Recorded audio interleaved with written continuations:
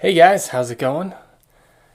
It's supposed to be about 98 degrees today, so maybe I can be sweating by the end of this. We'll see how much energy I put into it. You know, if there's one thing that the world is after, it is this love and unity, right? A sense of love and unity, a sense of belonging. But we have to be careful. Coming from a Christian worldview, we have to be careful not to mistake unity for uniformity of thought. There is unity of being, there's unity of value, but that doesn't always mean that there is uniformity of thought and that all thoughts are of equal value. So that is going to lead me into addressing this topic today of world religions, because in this quest for unity, sometimes people mistakenly say that all religions basically teach the same things. So we're going to address that topic today and have a big overview of these world religions and discuss how to think through them in regards to that question of whether they all teach basically the same thing. So here we go. Let's have a look at the world religions. Now, covering close to a third of the world's population is Christianity, just over 2 billion people. That's followed by Islam, 1.3 billion, and seems to be growing a little bit faster than Christianity, largely because of family sizes. Hinduism, which is quite regional to around India, they are pushing 1 billion, not quite there yet. And then you have a drop-off to these predominantly Chinese religions, of their Chinese traditional religion and Buddhism. Buddhism, sometimes the statistics are all over the place. This site had 360 million. I've heard it as high as almost 1 billion in Buddhism. And I think part of the reason for that is that some people in China believe they can be a couple different religions at the same time. So, and then you'll notice a big drop-off. It drops off from 360 million down to 23 million. So some of these older original religions have grown to be very large. And then you have Sikhism, Taoism, Judaism, and the Baha'i faith, a little bit younger, but just a fraction of what some of these other world religions are.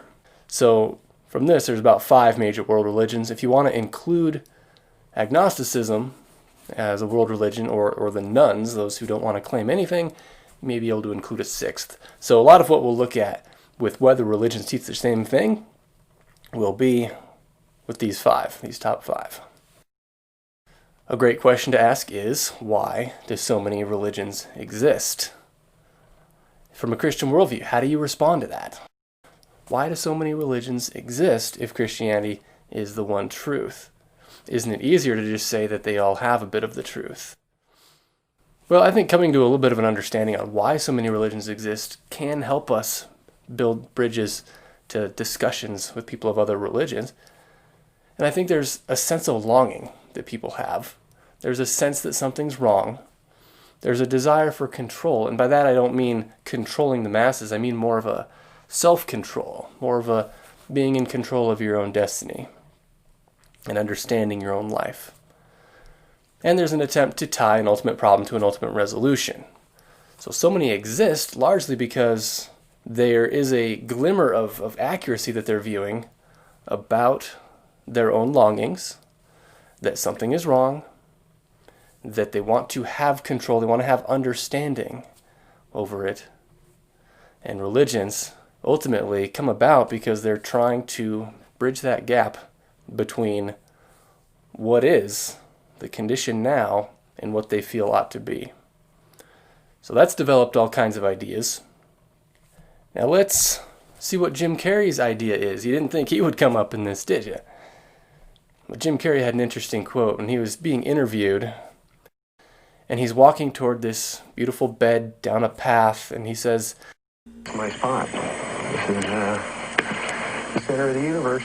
It's where I hang out with Buddha and Krishna and all those guys. Are you a Jesus. Buddhist? I'm a Buddhist. I'm a Muslim. I'm a Christian. I'm whatever you want me to be. It all comes down to the same thing. You're in a loving place or you're in an unloving place. If you're with me right now, we cannot be unhappy." So Jim Carrey sees this unity of all religions as being you're in a loving place or you're not in a loving place. And so religion is meant to create a sense of love in people, and how that's displayed completely defines the value of the ideas of the religion. That's Jim CAREY, and we wouldn't expect him to be the authority on world religions, but here's a guy from a TED Talk. So to summarize, what exactly is religion? Religion is helping the poor. Religion is protecting innocent lives. Religion is forgiveness and defending justice, being firm for justice. As my own Quran says, that religion is how you treat people. Thank you very much. Thank you. Religion is how you treat people. So very much in agreement with what Jim CAREY said. As long as we're treating people well, does it really matter what the ideas are behind that? Now, out of India comes an illustration that has now been used to promote the idea that many religions teach basically the same things. And it is the blind men and the elephant. In this illustration, you have the blind men feeling different parts of the elephant, so they tend to think that what they're feeling is different from what the other person is feeling. You have one feeling the side of the elephant and says, it's like a wall. One is feeling the tail and is saying, it's like a rope. One is feeling the trunk and is saying, I think it's like a snake. One is feeling the leg and is saying, I think it's like a tree trunk. Now, what do you see in the illustration, though? There's a guy who's not blind sitting on top of the elephant who is able to correct and bring to a fuller understanding the limited perspectives that each person has. And what does that say about objective truth? This illustration is used to try to say that there is no objective truth, but what do you actually see in the illustration? What you see is an elephant. And whatever anybody feels needs to be brought to a fuller understanding to have the context of the fullness of the elephant. If the one feeling the leg thinks that it's a tree trunk, he is wrong about it being a tree trunk, whether he thinks that's what it is or not. So what you actually have is a limited perspective, a wrong perspective brought on by many blind men, but you have a guru who has the objective perspective and is able to correct. So whatever somebody experiences does not change the full truth of what they're feeling.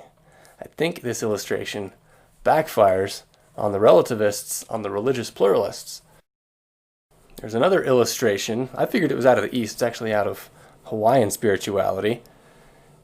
And it's basically says there are many paths, but they go to the same place in the end. Many paths up the mountain. Well, any positives to this? Not everybody's experience of God is exactly the same, even within the Christian worldview. Some people view him more as a comforter, and some of them view God as more of a dominating force. Both are correct, kind of like with the elephant thing, but a fuller understanding is the objective truth. And whatever your limited perspective is does not negate that ultimate truth, that full truth. So negatives of this, of course, is, well, if many paths lead up to the same place, then as we advance up the trail, these things should converge as we go up different paths. But in fact, as we begin to ask more and more questions about worldviews, we find out that they diverge. As they progress, as they get deeper into the nuances of that religion, the paths diverge more and more. And in fact, it's more like paths coming down off the mountain in all different directions than going up the mountain. Similarly, what does this say about objective truth? Well, once you get to the top of the mountain, says a Chinese proverb, the view is the same. It's one mountain, and just like with the elephant, when you stand on top and have a look around, you see the full perspective of everything. But let me bring out an even more intense relativistic idea from the paths of the mountain, and it's from Mind Fuel Daily. Beware of the paths that promote themselves as the only true path. They will get you only part way up the mountain. Most important is not to limit ourselves to a single path. Read, study, and try out other paths. You'll gain much experience as a spiritual traveler and enjoy the adventures as you learn. Every step is progress, and eventually we'll all see each other at the top. Now, what this guy is saying is that he knows what paths lead you only part way up, because he must be saying that he's been all the way to the top of the mountain. Well, who has the right to say that on earth? Who has the right to say, I have the full perspective of what everybody's paths are doing? So with this religious pluralism, this relativism idea, people that claim this put themselves on a pedestal above these major world religions. Though there's billions of people adhering to these ideas, they set themselves up above them to say, I can explain what your perspective means in the totality of all reality. It's backfiring again, because in the name of religious tolerance, of accepting all views as equally valid, they're saying that their view is supremely valid because they understand how each view plays into the whole. Ravi Zacharias. I think it's about the third week in a row that I've cited him. How fitting. Here's what he says. We assume that all religions are fundamentally the same and only superficially different. It is the reverse that is true. They are fundamentally different, at best superficially similar. So Ravi's had to deal with this. He calls India a place that's just infested with religion. Just obsessed with it. Religiously diverse, even within Hinduism. So it becomes easy to just say, well, they're all just kind of the same. Aren't they? Like fundamentally, they're just the same. Let's get along. Let's not do the hard thinking.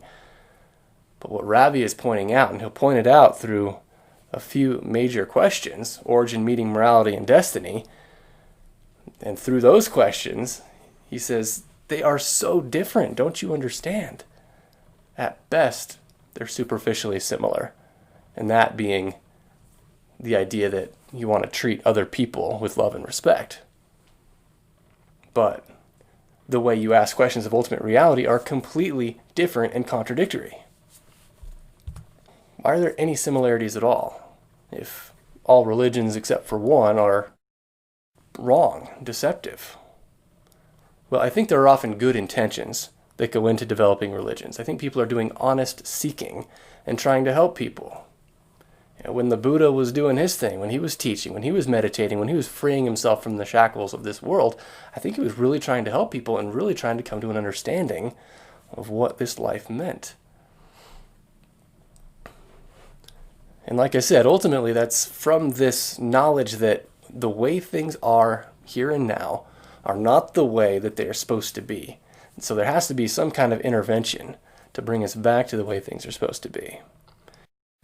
And I have to heavily emphasize the idea of the image of God in man, because people following other religions are still made in the image of God, meaning they are reasoning beings, they're loving beings with compassion, etc. So they have kind of this common knowledge of what good is, of how they miss out on ultimate good, and how maybe that gap needs to be bridged. The image of God is huge, enlightening the mind of fallen people even. Through this image of God, we're drawn toward God's attributes. And primarily love, that's the one that seems to get explained the most. As long as we love, well, this seems to imply that whatever is ultimate there ought to be defined by love, because we feel this ultimate draw toward love. We also have a nature that's compassionate and seeking understanding. So, as we're loving beings that are also blended with compassion and understanding, that kind of unites us with the world around us, to where we then want to say, I want to treat others the way that I want to be treated. I want others to be comforted the same way that I want to be comforted. It hurts when I see other people hurt. And that drives people to then kind of stand in the gap for people and do these things that are, at least on the outside, very kind. Similarities are derived from this kind of impulse that we have. And also, I believe new religions tend to imitate thriving religions. So why are there similarities? Well, they see what works in certain religions. They see that music and a message maybe works. People are used to it. People get a lot out of it. So a next thing will imitate that. Or they see that service projects tend to work to their desired ends. Well, then new movements also do service projects. And I think the Bible explains why there are superficial similarities as well. And one of the best places to go for this is Romans 2:14-15. For when Gentiles who do not have the law do instinctively the things of the law, these, not having the law, are a law to themselves, in that they show the work of the law written in their hearts, their conscience bearing witness, and their thoughts alternately accusing or else defending them. So there's a universal moral law. People sense it. People that have the scripture, they sense it and they see it in writing to be able to affirm it that way. Those who don't have the writing, they still have this intuitive moral sense. And we see that all the time in people. Now let's find the differences. How do we go about finding the differences now that we've looked at maybe why similarities exist and seen what the surface looks like? I think a great way to find the differences is to understand what a dichotomy is, an either-or scenario. That's where you have two options, and a great way to do this is to say A or not A. That sets up a true dichotomy. Saying apples or oranges is not always a true dichotomy, because there could also be bananas and kumquats and papayas. But if you have this or not this, you have a dichotomy. So that'll help you kind of develop more airtight logic in forming these differences. So we have if A, not B kind of scenarios where it's a true dichotomy, or if B, not A, or if not A, then B, if not B, then A. Those are kind of the four possibilities, assuming that A and B are mutually exclusive, and it must be one or the other. So a lot of these will relate to that. Some won't quite relate as much. Now we're going to find these differences in these 6 areas. We're going to ask about ultimate things, the ultimate cause, or our cause, destiny, what are we supposed to be, the problem, the resolution, and Jesus. And notice that in this sequence of these 6 things, you have to know the one before it to be able to effectively answer the next one. So when you know what ultimate is, you can understand what our cause is like. When you know what our cause was like, you can then define what our destiny was like. And when you know what our destiny was, what we were created for, you can better understand what the problem is. How are we falling short of that destiny? And only when you realize what the problem is with a view toward the destiny can then you define that resolution. It's like building a bridge out to an island. You have to know the location of the island, the location of the land, to be able to aim the bridge in that right direction. So, ultimate things, cause, destiny, the human problem, the human resolution, and then Jesus, which all religions want to kind of have some agreement with. We'll begin to define the drastic differences between world religions in these ways. Now, on ultimate things, you have a true dichotomy. God or not God? What is the ultimate? Atheism, secularism, a lot of Buddhism, official original Buddhism, would lean on the not God side. Now, on the other side, you have God. That doesn't mean monotheism and the 3 strict monotheism religions. It just means there's at least a God. We haven't defined what that God is like. So there's either God or not God. If there is a God, there's a few religions that must be false. If there's not a God, there's a whole lot of religions that must be false. They can't both be true. And then we can ask from that, what's the number of gods? Is there one God? One God in all existence? Are there no gods? Maybe many gods? If there are many gods, there's not just one God. If there's no God, there's not just one God. If there's many gods, it's not true that there are no gods. So we have these exclusive truths just based on the nature of God without even asking what God is like. If there are many gods, well, then Hinduism may be true, but a whole lot of religions that would then be false. Okay, so from ultimate things, God, You can then define creation. If there is no God, what is creation? Creation is not intentional. It's accidental, or it's physically necessary, or it's co-eternal with some sort of pantheistic deity would be another possibility. But if God exists, we have a completely different idea of what creation is. Creation would then be intentional, potentially. If God has an independent personal will, it would be intentional. If God does not have an independent personal will, and is kind of this physical force with no decisions to make, then you may have something like Hinduism be true, but you would also have a creation that just necessarily follows from that God. You don't have one that's intentionally made. So how do you view purpose in light of that? It's very different. And what's the relation between God and creation? There's exclusive truths here too. Is God one with creation, like pantheism would teach, out of Hinduism, a little bit of Buddhism, and other Eastern religions like Taoism? God's one with creation, pantheism. Nothing is separate from God. Okay, or is God distinct from creation? He made creation, but he made it to be distinct from himself, implying that he has a will to be able to do that. And that would make us potentially free creatures and potentially fallen creatures, and not subject to determinism. Well, when we understand creation, we can better understand destiny. What is our destiny? And here's two of the options. Is our destiny to be with God? Or is our destiny to be God, or as God? Well, Christianity would say our destiny is to be with God, tied back into the fellowship that was intended for us from the beginning. Because a good God intentionally created. Created why? Created for fellowship with him. So, to be with God. Other religions, even Mormonism, as well as Hinduism has a perspective of this, we be as God.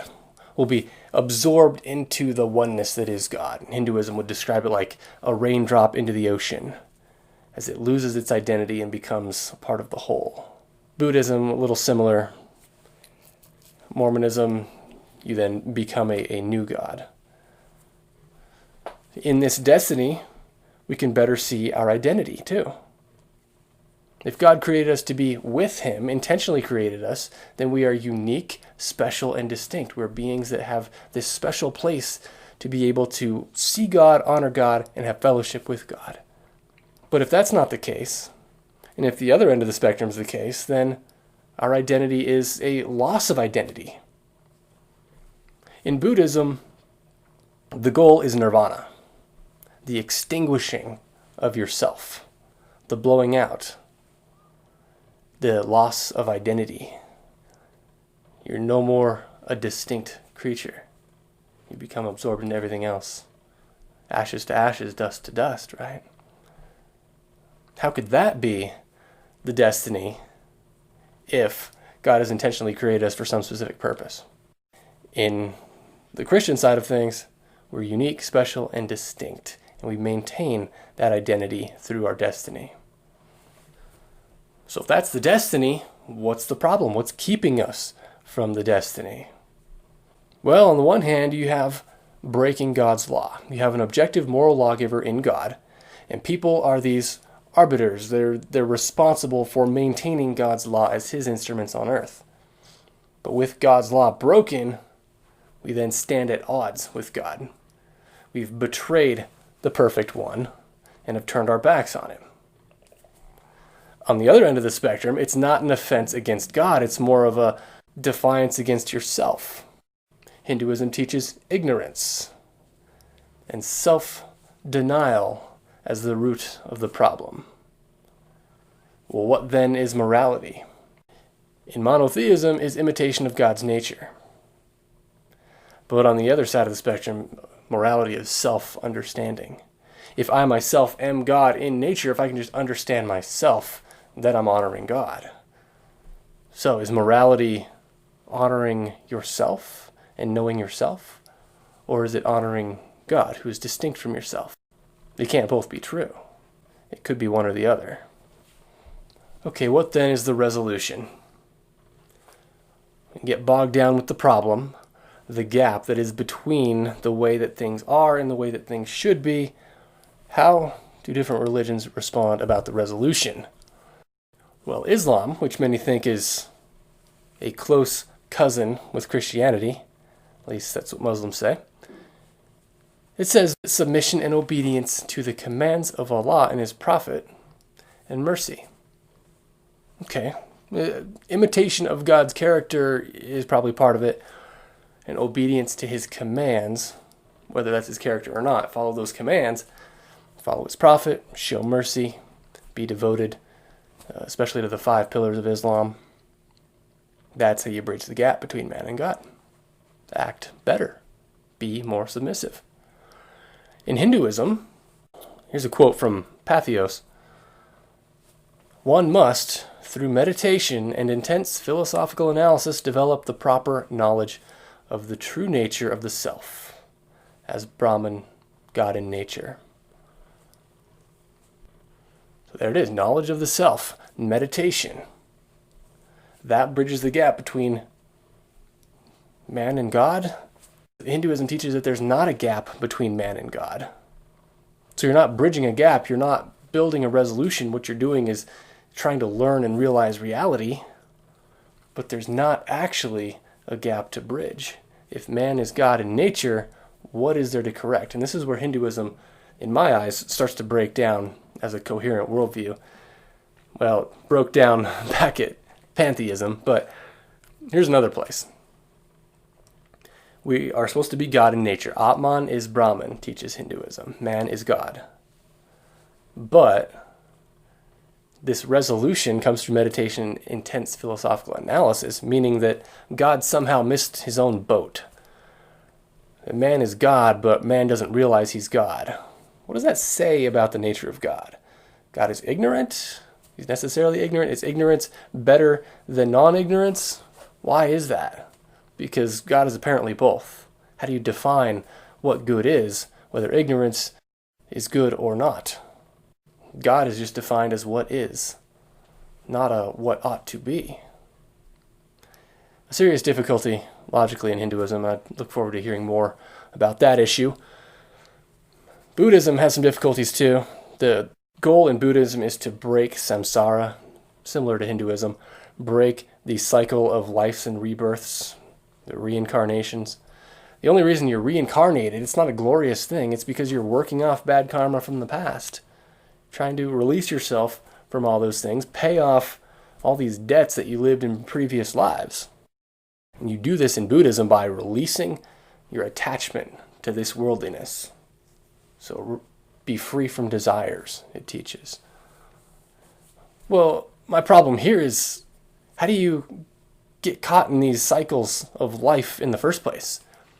If we're just reborn to pay off a previous debt, what was the first birth? What debt was it paying off? And if that was a lower form of being, if they believe evolution, then it's the most extreme debt that they're paying off, which means the first cause, the cause of all these things, was some curse-inducing agent. Does that make sense? And where can your hope be found if your first cause was a curse-inducing agent? Are you being absorbed back into a curse-inducing agent in the end? There's got to be a better way. The resolution in the Baha'i faith, remember just 5 to 7 million Baha'is, so a smaller one here. From Abdul Baha, the son of the founder of the Baha'i faith, he says, in man there are 2 natures, his spiritual or higher nature, and his material or lower nature. In one he approaches God, in the other he lives for the world alone. So here you kind of can sense what Baha'i is trying to do as a religion. It's trying to kind of pull together strands from different religions and doesn't go far enough in any particular direction, but it's got an element of Buddhism there, okay, released from this worldliness, but it's also got an element of kind of Christian spirituality. Be led by the Spirit, not by the flesh. So trying to be very agreeable, and of course won't go all the way in any direction. So in trying to unite all religions tends to defy all religions. Contrast that with the Christian resolution. We're in need of forgiveness as sinners. We're in need of redemption as people who have turned their backs on God. We're in need of mediation. We need someone to stand in the gap for us because we can't fill that gap ourselves. We're in need of salvation because salvation is our destiny, that unity with God. Otherwise, death waits at the door. You see how mutually exclusive some of these ideas are? These are just fundamental aspects of these worldviews. So if morality and the problem deal with breaking God's law rather than just having something wrong with ourselves, well, the resolution is defined differently. I would argue that if the problem is breaking God's law, then the resolution must be God-dependent. How many times of following the law does it take to undo a previous breaking of the law? We'll hear a great verse on that in a moment. The other end of the spectrum, it's man-dependent resolution. And I would argue every religion except for Christianity teaches that there's a man-dependent resolution. Being better, understanding better, better knowledge, release from this worldliness, releasing of desires. In Christianity, it's God who's the resolution. One or the other can be true, but they can't both be true. And what's the route? The route of salvation. Jesus or not Jesus? I find it very interesting with the people of various religions that I've talked to that the name Jesus tends to spark interest, regardless of the religion. Well, is he a part of the resolution of the human condition or not? Is he part of salvation or not? Here's what the Bible says about man-directed salvation. Can it be attained by man himself? Well, Isaiah 64:6-7 says, "For all of us have become like one who is unclean. All of our righteous deeds are like a filthy garment. All of us wither like a leaf, and all our iniquities, like the wind, take us away. There is no one who calls on your name, who arouses himself to take hold of you, for you have hidden your face from us and have delivered us into the power of our iniquities." No one, not me, not you, not anybody else, regardless of how good they look to the world around, no one actually was sufficient to seek God and to be clean in his eyes. Ezekiel 33:12-13. And this is huge with thinking that current righteousness, or what you think of as righteousness, has something to do with undoing previous wrong. And you, son of man, say to your fellow citizens, "The righteousness of a righteous man will not deliver him in the day of his transgression. And as for the wickedness of the wicked, he will not stumble because of it in the day when he turns from his wickedness. When I say to the righteous, he will surely live, and so he trusts in his righteousness that he commits iniquity, none of his righteous deeds will be remembered. But in that same iniquity of which he has committed, he will die." This is saying that regardless of how righteous you think you've become, as soon as you trust in that righteousness, you then commit another iniquity. And when you're in iniquity, God says here, you're completely defined by that iniquity. None of your righteous deeds will be remembered. All the wonderful things you've done, as soon as you sin, as soon as you trust in yourself for this salvation, it completely falls apart. Here's Galatians 2:16. "Nevertheless, knowing that a man is not justified by the works of the law, but through faith in Christ Jesus, even we have believed in Christ Jesus, so that we may be justified by faith in Christ, and not by the works of the law, since by the works of the law no flesh will be justified." It totally makes sense why this is said in the New Testament in light of what Ezekiel said in the Old Testament. You cannot trust in your righteousness. As soon as you do, you commit sin. Not justified by the law. And in fact, Paul would go on in Galatians, those who seek to be justified by the law are under a curse. And in fact, you insult the atonement of Christ when you do so. You think way too highly of yourselves. Romans 8:3, "For what the law could not do, weak as it was through the flesh, God did, sending his own Son in the likeness of sinful flesh, and as an offering for sin, he condemned sin in the flesh." The law was never meant to be the means by which we bridge the gap between the current problem and the human destiny. The law exposes the need for that bridge to be built, but the law itself cannot be that bridge. Now back to finding the differences, focusing on Jesus here. We've gone through the ultimate things which define the cause, which defined our destiny, which defined what the problem was, which defined the resolution. And now we ask, what part does Jesus play? Well, on one side of the spectrum you have not Jesus. Jesus is not a part of human salvation. On the other side you have Jesus is a part of human salvation. What justification do these world religions make about who Jesus is? Because they all want to respect him. They all want to feel like Jesus is being honored in their religion. And they say, well, Jesus is just a moral teacher. Right? Hinduism would definitely say that. Or we're all Christ in nature. That's kind of a new age idea. Hinduism would maybe favor that. If pantheism is true, then everybody kind of has this Christ nature, this God nature of themselves, right? Atman is Brahman. Christ wasn't that unique then. You have Islam saying he didn't die on the cross. Sure, they'll say he's the Jewish Messiah, and the Jews won't even say he's the Messiah, but they'll reject the goal of Jesus coming to earth to provide ransom. And then you'll have relativists saying he's only necessary for the Christians. So that's the Christian means of salvation. Other people can have different means of salvation. And then you'll have some of the more wishy-washy crowds say, well, God knows my heart. God knows my heart. He knows I respect Jesus. I hang out with Jesus. You know, kind of like Jim Carrey. Hang out with Jesus, Buddha, Krishna, all those guys. Okay. And that to try to maintain unity between the religions without realizing that these claims about Jesus are very exclusive. And I would say they're exclusive against what Jesus actually said about himself. Because the best place to go to understand the nature of Jesus is the words that Jesus said about himself. Isn't that an effective place to go? Well, John chapter 14, with the disciples questioning him, Jesus describes the destiny to them. Where I go, I'm going to bring you to me.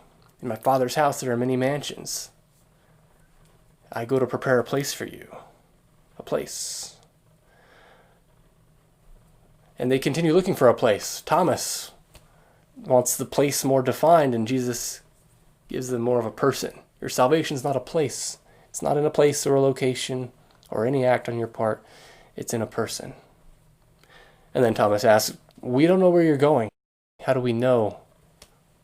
Jesus says, I am the way, the truth, and the life. No one comes to the Father except through me. It's not a temple anymore. It's not a ritual anymore. And it's not a location anymore. It's a person. All these things have been replaced by a person. When Jesus says these things, he's saying that the route of salvation was just typified in the Old Testament in these different places and different things. But now it's wrapped into a person who's fulfilled all those things. Did Jesus believe that he was part of human salvation? Oh, yes. Matthew 20:28, he says, the Son of Man did not come to be served, but to serve, and to give his life as a ransom for many. That's atonement language.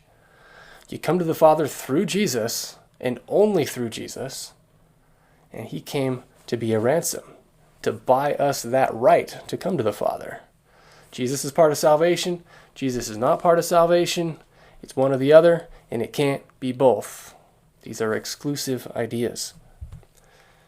Listen to Richard Robinson. Essentially, all these other religions are humanity's attempt to find God. But in the Bible and in Christianity, we see God reaching out to humanity, and that's the big difference. Now here's the big defining point on how religions are exclusively different. Do you make yourself right with God and have the full resolution of the human problem by man's attempt to reach God, or is it because we're dependent on God who reaches down to man? How fascinating that Christianity is that one that still says, no, God reached down to man.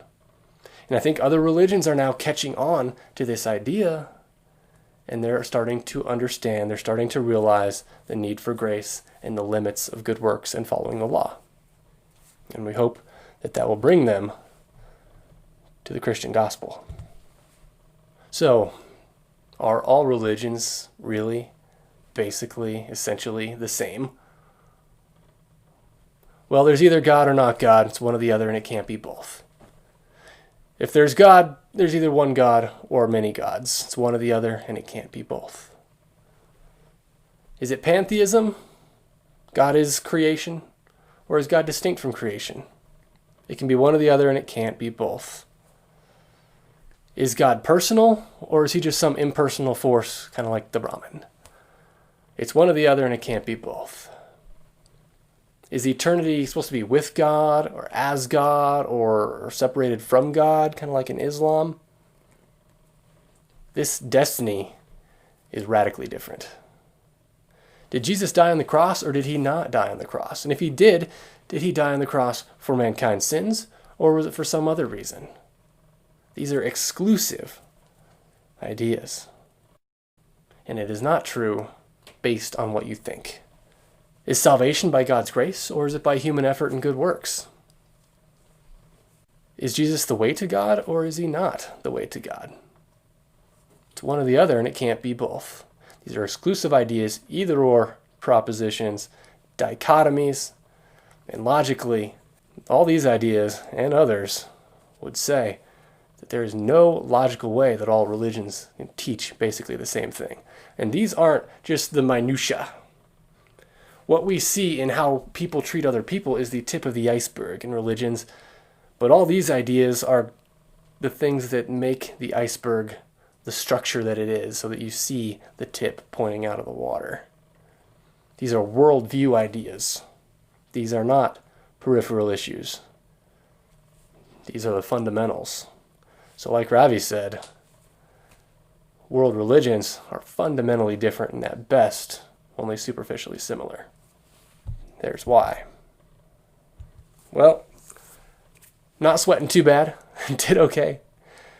Thanks for chiming in to this world religions and do all religions teach basically the same thing episode. Really appreciate you guys. Look forward to talking to you again soon. Until then, God bless and guide you.